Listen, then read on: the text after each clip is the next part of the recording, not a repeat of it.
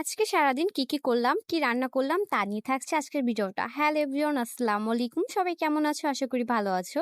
আমিও আলহামদুলিল্লাহ ভালো আছি। তো সকাল সকাল উঠে আমি বিছনাগুলো ঝেড়ে নিয়েছি। দেন তারপর হচ্ছে আমি ঘরটা ঝাড়ু দিয়ে এখানে কিছু থালবাটি ছিল সেটাও ধুয়ে নিয়েছি অফ ক্যামেরায়। ফ্রেশ হয়ে আমি সব কাজ কাম সেরে দেন তারপর চলে গিয়েছি চুলা ধরাতে। তো চুলা ধরাতে আমার একটু লেট হয়, কারণ সব প্রপারলি আমি চুলা ধরাতে পারি না, একটু লেট হয় এই কারণে।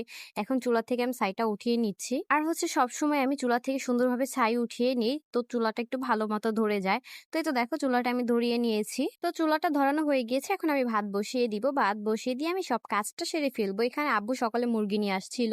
মুরগিটা আমি কেটে আর হচ্ছে লেবুর রস দিয়ে একটু রেখে দিয়েছি, যেহেতু পোল্ট্রি মুরগি। আর এখানে আদা রসুন বাটা শেষ হয়ে গিয়েছে, এই কারণে তাড়াতাড়ি করে একটু ব্লেন্ডার করে নিচ্ছি, না হয় কারেন্ট চলে যায়। কারেন্টের তো খুবই প্রবলেম হচ্ছে। তোমাদের ওইখানে কি প্রবলেম হচ্ছে কিনা অবশ্যই কমেন্টে জানাবে।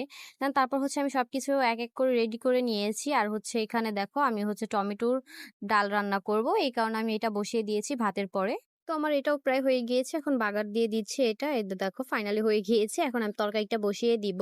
আর হচ্ছে ওইখানে আমি আম নিয়েছিলাম, আমের আচার বানাবো। নেক্সট ভিডিওতে অবশ্যই পাবে আমের আচারের রেসিপিটা।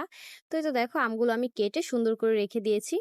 আর এখন হচ্ছে আমি তরকারিটা বসিয়ে দিব। ফার্স্টে পেঁয়াজটা একটু লাল লাল করে ভেজে নিয়ে কিছু দারচিনি এলাচ দিয়ে এটাকে ভালো করে ভেজে নিয়ে দেন তারপর আদা রসুন বাটা আর হচ্ছে আমি জিরা আর হচ্ছে কিছু শুকনো মরিচ ব্লেন্ডার করেছিলাম সেটাও দিয়ে দিয়েছি। এখন দিয়ে দিয়েছি ধনিয়া গুঁড়ো, জিরা গুঁড়ো আর হলুদ গুঁড়ো দিয়ে এটাকে ভালো মতো একটু কষিয়ে নিয়েছি। যেহেতু তেল উঠে গিয়েছে, এখন মাংসগুলো দিয়ে দিচ্ছি। তরকারিটা সবসময় ভালো মতো কষাতে হবে, যেন কোনো ব্যাড স্মেল না থাকে, আদা রসুন বা কোনো কিছুর যাতে ব্যাড স্মেল না থাকে, এই কারণে ভালো মতো সুন্দর মতো কষিয়ে নিতে হয় তরকারিটা সব সময়। এখানে আমার তরকারি রান্নাও প্রায় শেষ হয়ে গিয়েছে। দেন হচ্ছে এখন আমি আমগুলো যে নিয়েছিলাম ওইটা ছোট ছোট ছিল, এখন আমি বড় বড় দেখে মোরব্বার জন্য আর আচারের জন্য এখান থেকে বেছে নিচ্ছি আম। আমি একদম শর্টকাটে হচ্ছে তোমার আচার আর হচ্ছে আমের মোরব্বার রেসিপি দিব। আমার পেজটি ফলো করে রাখো ভিডিওটা পেতে। আল্লাহ হাফেজ।